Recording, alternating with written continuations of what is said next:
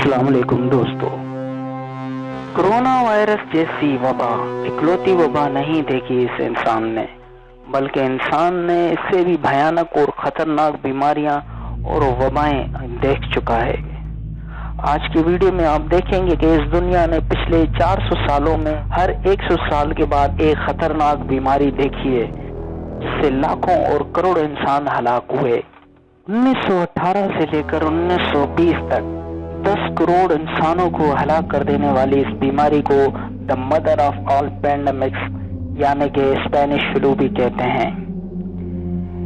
इस बीमारी का दूसरा नाम इन्फ्लुएंजा भी है। इस बीमारी और हर 100 साल के बाद आने वाली दूसरी बीमारियों के बारे में मज़ीद जानने के लिए मेरे चैनल को सब्सक्राइब करें, लाइक करें और बेल की घंटी को प्रेस करें ताकि आने वाले वीडियो आपको मिलते रहें।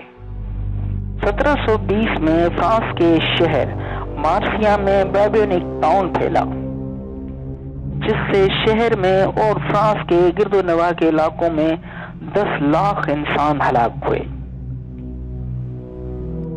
ये बीमारी इन्फेक्टेड बैक्टीरिया से मक्खियों में मुंतकिल हुई और ये मक्खियां जब इंसानों के साथ टच हुई तो इंसानों में भी ये बीमारी फैल गई और बीमारी टाउन बनकर फ्रांस के मुख्तलिफ इलाकों में 10 लाख इंसान हलाक कर गई।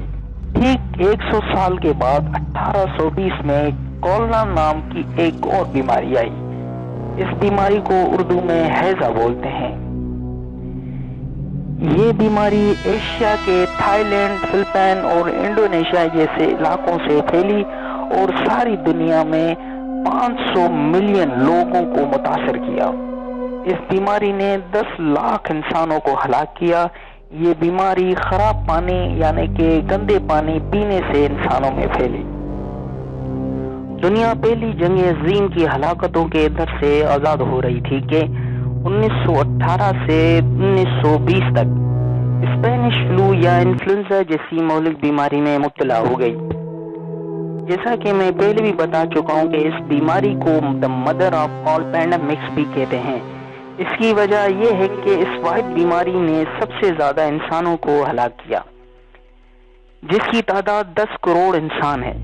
पहली जंग अज़ीम में 4 करोड़ इंसान हलाक हुए, मगर इस बीमारी ने 10 करोड़ इंसानों को हलाक कर दिया। साइंसदानों की रिसर्च से ये मालूम हुआ कि ये बीमारी अमेरिका के मिड वेस्ट इलाकों से, जहां खंजीर को पालने वाले फार्म्स मौजूद थे और खंजीर के गोश्त को खाया जाता था, वहां से इंसानों में मुंतकिल हुई। जैसा कि खंजीर जानवर इस्लाम में हराम जानवर माना जाता है, ये रिसर्च इस्लाम को कामिल दीन होने की वाज़ेह दलील है, क्योंकि अमेरिकन भी पहली जंग अज़ीम में इत्तेहादी थे तो अमेरिकन फौजियों में ये वायरस मौजूद था।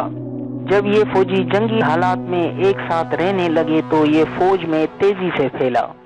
जो मरीज ज्यादा बीमार होता उसको अपने घर या मुल्क भेज दिया जाता, जहां वो जाकर और लोगों को इस बीमारी को मुंतकिल होने का जरिया बनता। पहली जंग अज़ीम में दुनिया के बहुत से मुल्कों ने हिस्सा लिया, इसलिए ये वायरस इत्तेहादी फौजियों के जरिए दुनिया के मुख्तलिफ इलाकों में तेजी से सफर और मुंतकिल हुआ। ये स्पेनिश फ्लू बीमारी एशिया में भी आई, क्योंकि इंडिया उस वक्त ब्रिटिश कॉलोनियल सिस्टम में था, तो एशिया के फौजियों को जब ये बीमारी जंग के महाज पर हुई तो ये वापस आए। उनके साथ ये बीमारी भी बम्बई पोर्ट के जरिए बर्रे सगीर, पाको हिंद में और एशिया में मुंतकिल हुई, जिससे 2 करोड़ इंसान मुतासर हुए। स्पेनिश फ्लू इतनी खतरनाक थी कि किताबों में आया है कि लोग सुबह सेहतमंद और तंदुरुस्त होते थे, मगर बीमारी की वजह से रात तक ये लोग मर जाते थे या 2 से 3 रातों में मर जाते थे। स्पेनिश फ्लू या इन्फ्लुएंजा के मरीज को पहले नमूनिया होता था, फिर सांस की नाली और फेफड़ों में पैरासाइन हो जाता था, जो जिस्म को बहुत नुकसान देता और मरीज के आंखों, कानों, नाक और मुंह से खून आना शुरू कर देता था। मरीज मर जाता था। ये मर्ज खास करके 20 से 40 साल के नौजवानों और जवान इंसानों को मुतासर करता। اس بیماری کو اسپینش فلو کہنے کی وجہ یہ تھی کہ اسپین میں جب یہ مرض وبا کی صورت پھیلا تو سب سے پہلے اسپین کے اخبارات نے اس بیماری کو رپورٹ کیا اور دنیا کو اسپین سے ہی پتہ چلا۔ دوسری اس کی وجہ یہ بنی کہ اسپین کے بادشاہ الفانسو 11 بھی اس بیماری سے ہلاک ہوئے۔ ڈاکٹروں اور سائنسدانوں کی 1 سال کی انتھک محنت کے بعد اسپینش فلو کا اینٹیڈوٹ دوائی بنا لی گئی اور بیماری پر قابو پا لیا گیا۔ اسپینش فلو یا انفلوئنزا کے ٹھیک 100 سال کے بعد یعنی کہ 2020 میں ہم کرونا جیسی ایک اور وبا میں پھنسے ہوئے ہیں۔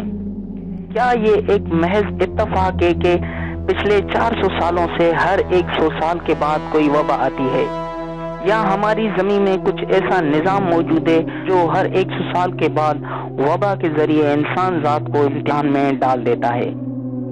آپ کیا سمجھتے ہیں اس کے بارے میں اپنے کومنٹ کے ذریعے ہمیں بتائیں۔